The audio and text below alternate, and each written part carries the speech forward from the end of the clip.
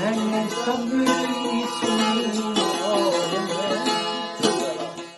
एक दोस्त ने, जिनके बारे में वही मुझे कंफर्म पता है, मैं ज़ाती तौर पर पिछले 20-30 साल से जानता हूँ, दानिश्वर हैं, पढ़े लिखे हैं और चीज़ों पर नज़र भी रख रहे हैं, और शेर भी इस तरह का कह जाते हैं कि वो बाज़ दफ़ा आप उसमें से जो मर्ज़ी ड्राइव करें उसमें इम्कानात मौजूद होते हैं उनके मिसरे के अंदर।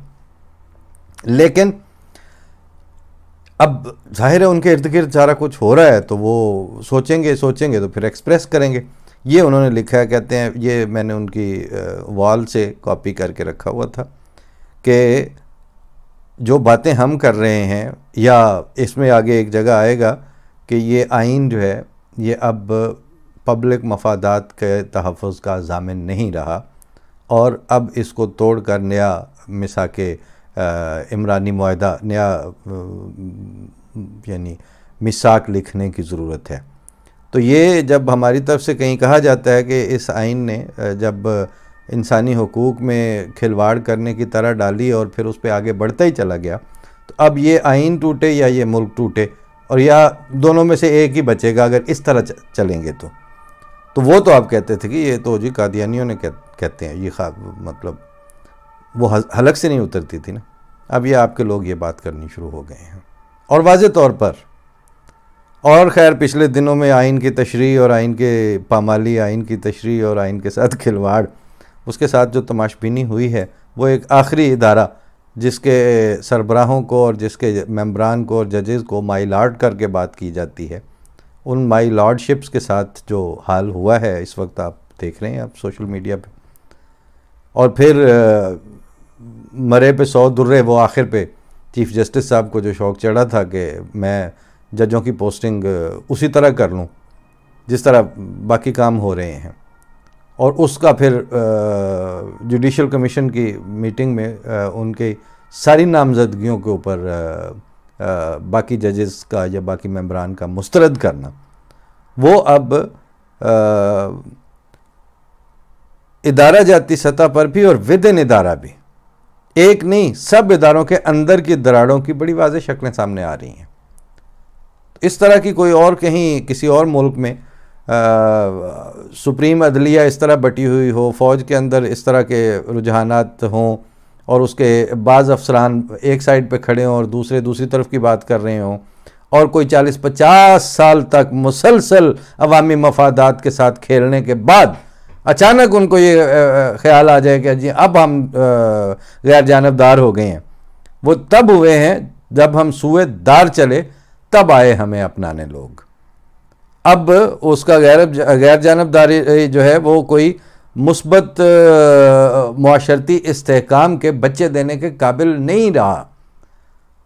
अब तो सारी मुख्तलिफ कोशिशें कर रहे हैं ना। बहरहाल मैं उनकी तफसीलात पहले पढ़ दूँ, चूँकि ये तो मेरी बातें थीं। जब मेरी बातें कहीं और से उनकी बाज़गश्त आनी शुरू हुई है तो मैंने सोचा कि मैं अर्ज़ कर दूँ। कहते हैं बहुत सारी चीज़ें वाज़ेह हो गई हैं, न्यूट्रल एस्टेब्लिशमेंट नाम की कोई चीज़ नहीं होती। ये उन्होंने बुलेट शॉट्स में पॉइंट्स दिए हैं। फ़ौज के साथ डील एक पागल का सौदा है, होता है। जर्नैल से ज़्यादा जज एंटी जमहूरियत और एंटी पार्लियामेंट हैं। अवामी मैंडेट को बंदूक की बजाय कानून से बेहतर तौर पर दफनाया जा सकता है।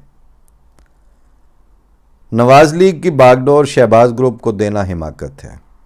प्रो एस्टेब्लिशमेंट सियासत दरअसल सियासी खुदकुशी होती है। पीपल्स पार्टी सड़क की बजाय ड्राइंग रूम की पॉलिटिक्स में कंफर्टेबल हो गई है।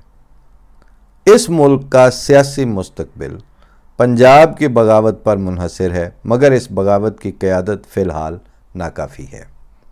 अब ये है जिसकी वजह से मैंने इनकी वो बात, ये तहरीर सिलेक्ट की है। कहते हैं अब 1973 का आइन भी अवामी मफाद का ज़ामिन नहीं रहा। इसमें सिर्फ इतना इख्तलाफ है मुझे कि इन्होंने ज़ामिन जो है वो ज़ोए लफ्ज़ा के साथ लिखा है, लेकिन वो तो अब उर्दू के साथ ये हशर हो ही रहा है, किसके ऊपर जुमला कसें और किसको फब्ती कसने का कोई फ़ायदा नहीं है। लेकिन बहरहाल ये ज़ात के साथ होता है। अब 1973 का आइन भी अवामी मफाद का ज़ामिन नहीं रहा अब मुल्क एक नया सियासी मिसाक मांगता है। अब मुल्क एक नया सियासी मिसाक मांगता है। ये तो लिख दिया इन्होंने, लेकिन ये नहीं बताया कि जब आप नए आइन की तरफ बढ़ने का सोचेंगे तो पहले तो किसी ना किसी तरह, जिस ज़माने में 73 का आइन मुरतब हुआ है तो मारे बांधे के आप 4 सूबों 4 यूनिट्स या इस तरह की सूरत हाल आपकी थी। और वहाँ उस वक्त खैबर पख्तूनख्वा में तालिबानाइजेशन और TTP आके पंजे नहीं गाड़ चुकी थी, और बलोच अलहदगी पसंदों की तहरीकों से बलूचिस्तान का ये हशर नहीं हो चुका था। उस वक्त इन सूबों में ट्रेनें चलती थीं, लोग जाते थे आते थे, रहना बहना उठना सबका चल रहा था। उन हालात में वो आइन बन चुका। लेकिन जब आप इस आइन को रिप्लेस करने के लिए नए मिसाक की बात तो कर रहे हैं, सियासी इस्तिलाहों का जिक्र कर लेना तो आराम से हो जाता है, लेकिन इस वक्त आपकी जो इज्तमाई और मुआशरती और कौमी तफरीक का जो लेवल है वो आपको किसी सियासी मिसाक की तरफ जाने देगा भी कि नहीं, ये अगला बहुत बड़ा क्वेश्चन मार्क सामने है। फरमाते हैं कि एक नया सियासी अब ये मुल्क एक नया सियासी मिसाक मांगता है। आगे लिखते हैं कि फ़ौज, अदलिया और ब्यूरोक्रेसी के दरमियान इस मुल्क की अमली हैसियत एक कॉलोनियल हस्ती के तौर पर कायम करने के लिए एक दायमी इत्तफाक राय है जिस पर अमलदारी कमज़ोर नहीं हुई। मुश्किल तरीके से जैसे इन्होंने बात की है कि ये जो कॉलोनियल अप्रोच होती थी टू गवर्न, उसी को लेके उसी को मजबूती से थामा हुआ है, जो ताज़ा फलाई रियासत के और पब्लिक मफाद के ऊपर बेस करने वाली और इस रैशनल के साथ हुकूमत करने वाला सेटअप है, उसको रास्ता ही नहीं दिया जा सका।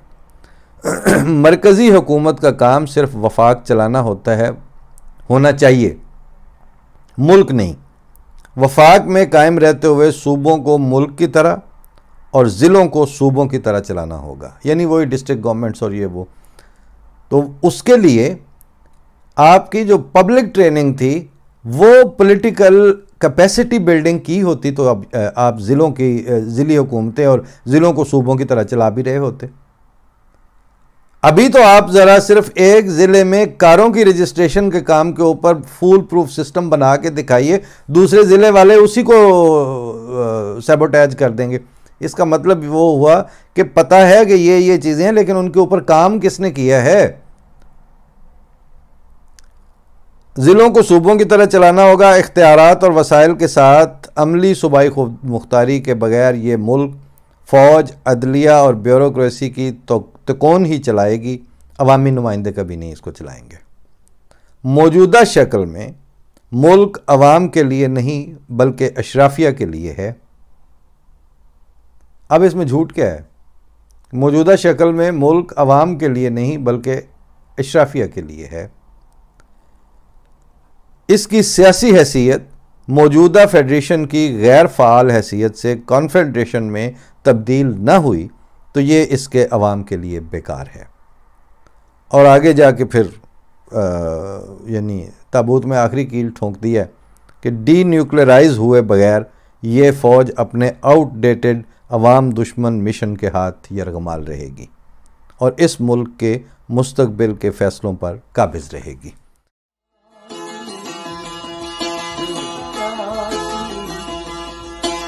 गई